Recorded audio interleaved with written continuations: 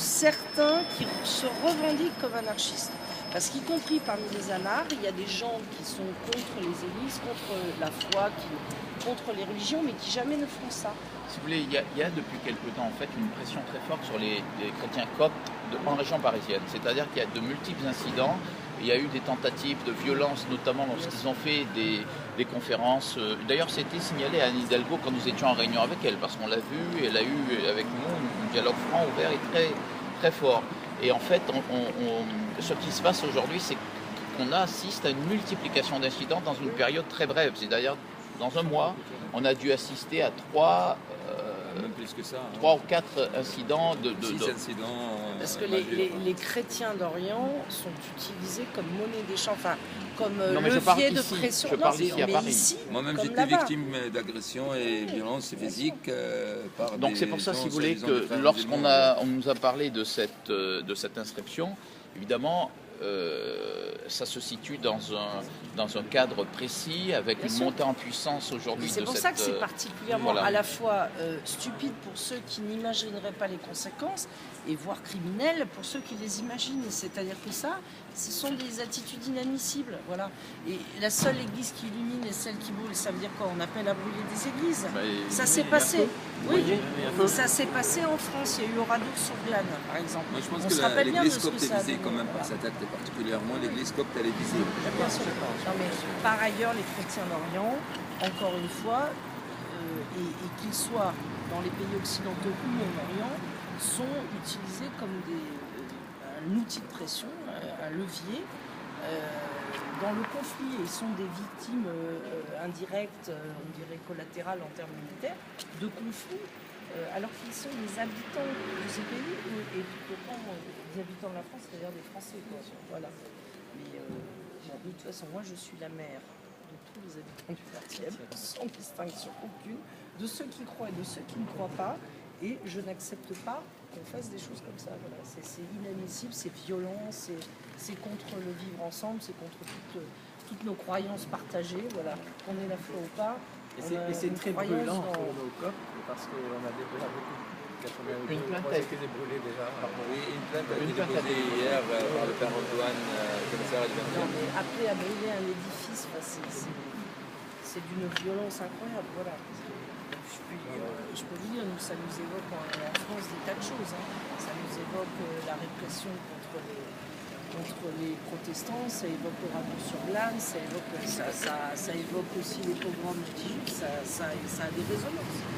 C'est inadmissible. Et pour les coptes, ça évoque aussi en Égypte les églises qui brûlent, les 84 églises qui ont brûlé en moins de mois au mois d'août. Pour les coptes, c'est une actualité tout à fait immédiate.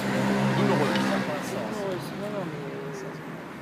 Vous pouvez être assuré que la municipalité du 20e, nous sommes contre tout ce qui divise et contre tout ce qui rassemble. Hein. Donc ce genre d'appel au meurtre, ça nous révulse. Voilà, c'est révoltant. Et puis j'ai vu sur les blogs de certains qui se prétendent anarchistes, et encore une fois je le dis, ils salissent le mouvement des anards, parce que les libres penseurs ont toujours existé en France, mais le vrai libre penseur est un pacifiste, jamais ne défendra ce genre de choses.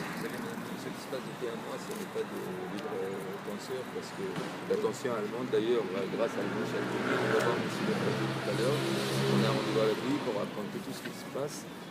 C'est ce qu'il se vit, les Égyptiens modérés, musulmans et chrétiens en général, et puis les Coptes en particulier depuis un mois. Alors après, il y a une tension qui monte, et des incitations au meurtre sur le Facebook.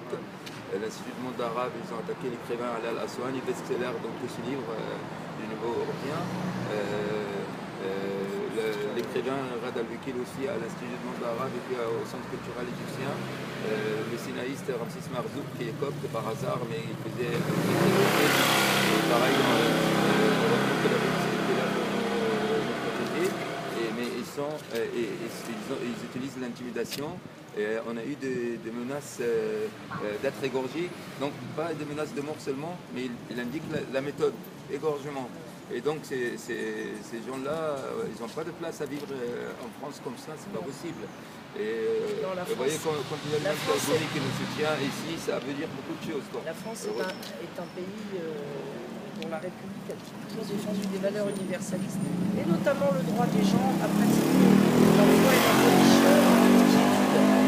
La laïcité, c'est ça. La laïcité, c'est pas celle qui est représente. La laïcité, c'est celle qui permet à chaque foi, à chaque croyant, et aussi aux non-croyants, et aussi aux athées, et aussi aux libre-penseurs, et aux agnostiques, et à tous, de vivre dans la quiétude, côte à côte et tranquillement. Puisque je suis président d'une association qui s'appelle Laïcité pour tous.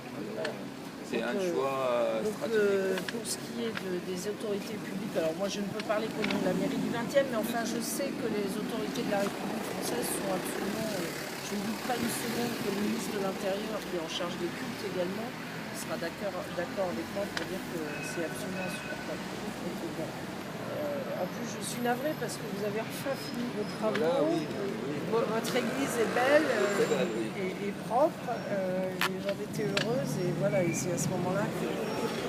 Je pense que Paris Église vous invitera pour l'inaugurer, c'est l'inauguration des membres compris, je pense. Oui, d'accord. Mais très volontiers, écoutez, dès qu'elle sera...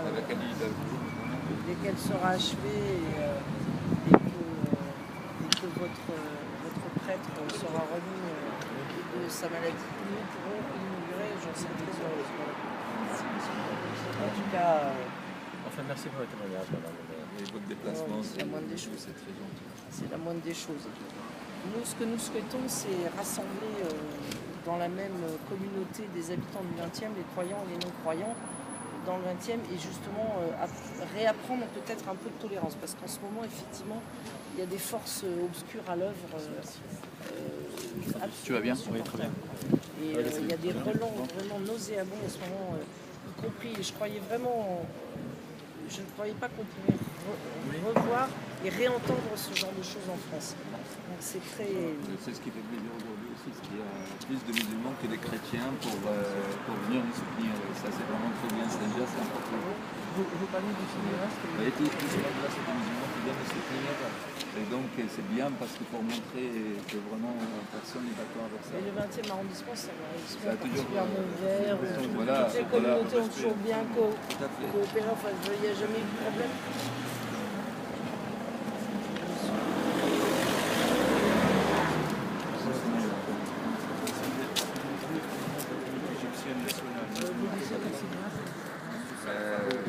Failli, Ramsis Marzouk, bien sûr.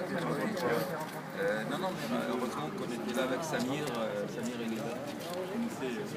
Ça va bien? On a réussi à les contrôler. On a